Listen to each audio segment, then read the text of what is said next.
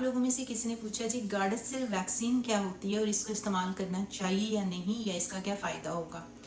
Short answer ये absolutely.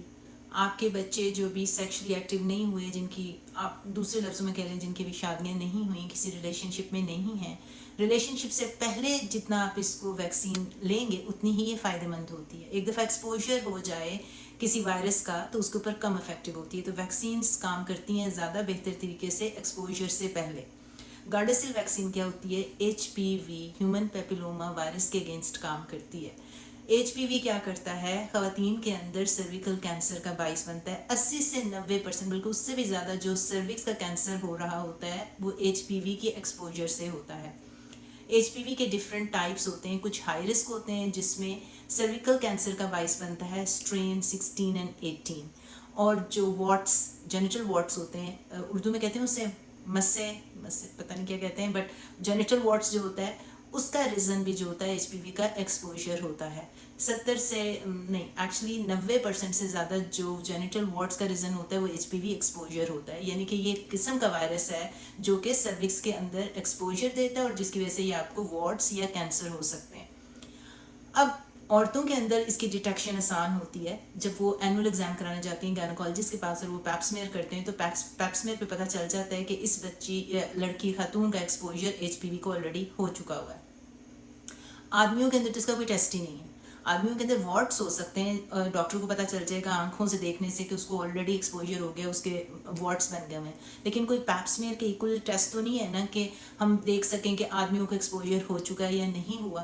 कहने का ये मतलब है कि आदमियों के अंदर आम तौर पे अगर एक्सपोजर है भी, ऑलरेडी वो एक्सपोज हो चुके हैं ड्यू टू सेक्शुअल एक्टिविटी, तो वो साइलेंट कैरियर्स होते हैं, उनके अंदर कोई सिम्टम्स नहीं भी होते तो वो किसी और को ट्रांसफ़र कर देंगे, यानी कि खातून को ट्रांसफ़र कर देंगे।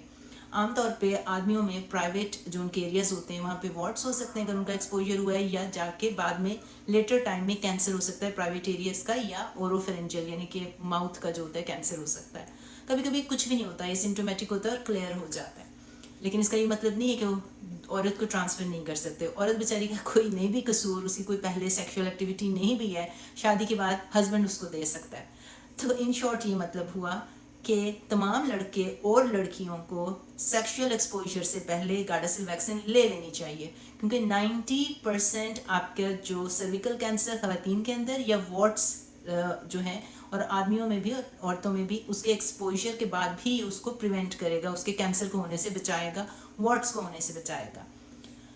क्या डोज होती है? आमतौर पे 2 डोजेस दी जाती हैं इसकी, या कभी कभी लेटर एज में 3 डोजेस भी दी जा सकती हैं। डॉक्टर के पास जाएंगे, गार्डासिल 9 की वैक्सीन इसका नाम होता है।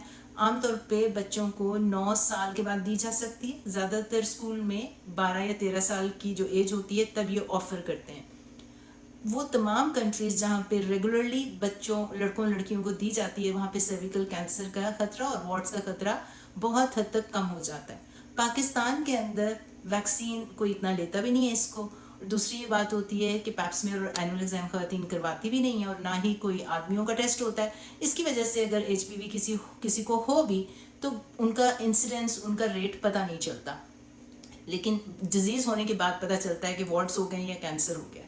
CDC जो है ये वैक्सीन ज़रूर रिकमेंड करती है बिफोर आप सेक्सुअल एक्टिव होने से पहले इसको ले लें, यानी कि 12-13 साल की एज में लड़के और लड़कियों को दे देनी चाहिए। कब तक ले सकते हैं अगर आपने पहले नहीं ली? तो यूजली 9 साल से लेके 26 साल तक जो है ये इफेक्टिव होती है और ले लेनी चाहिए।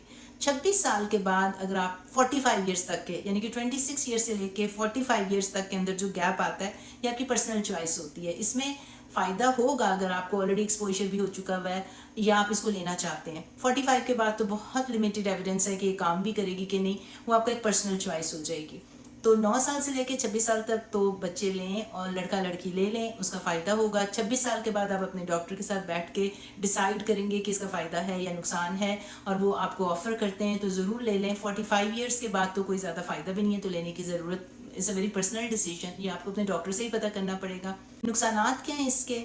जिस तरह से जब इंजेक्शन लगता है तो आपको हल्की सी सोरनेस हो जाती है, वहाँ पे दर्द होता है, माइल्ड फीवर हो सकता है, तबीयत ख़राब हो सकती है कुछ दिनों के लिए, इससे ज़्यादा आपको कोई ज़्यादा नुकसान नहीं होगा।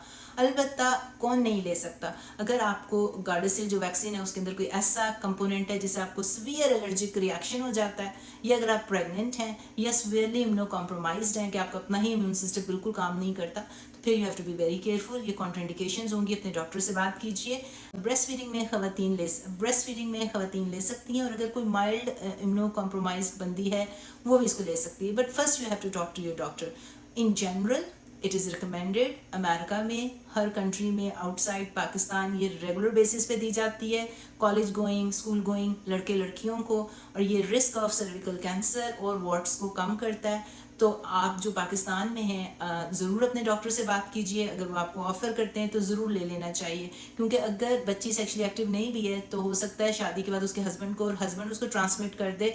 तो ये फैसले बहुत सोच समझ के साइंस की बेसिस पे करने चाहिए। खुदारा अपनी साइंस खुद से जानना कीजिए, क्योंकि मुझे अक्सर होता है कि बहुत ज़्यादा कमेंट्स आने शुरू हो जाते हैं जो लोग अपनी साइंस खुद क्रिएट कर रहे होते हैं, तो वो एक अलग हजूम होता है और बड़े इंटरेस्टिंग होते हैं वो भी। असल साइंस को, फैक्ट्स को, एविडेंस बेस्ड साइंस को समझने के बाद अपनी सेहत के और अपने बच्चों की सेहत के फैसले किया करें।